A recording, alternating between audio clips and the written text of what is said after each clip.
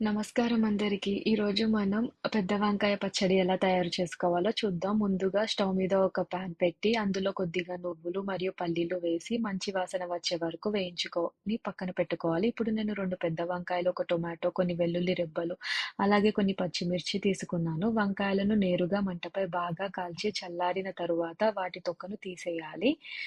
తరువాత అదే పాన్‌లో పచ్చిమిర్చి, టొమాటో, వెల్లుల్లి వేసి కొద్దిసేపు వేయించుకోవాలి. అవి మెత్తగా అయ్యాక కొద్దిగా పసుపు, 2 రెబ్బల చింతపండు వేసి కలుపుకోవాలి. కలిపిన తరువాత ఒక స్పూన్ నూనె, తగినంత ఉప్పు వేసి బాగా కలపాలి.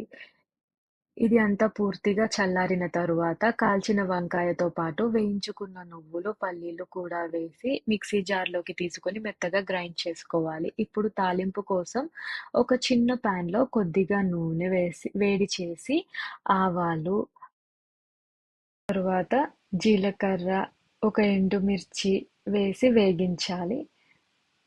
ఈ తాలింపును పచ్చడిపై పోసి బాగా కలిపితే మన రుచికరమైన పెద్ద వంకాయ పచ్చడి రెడీ.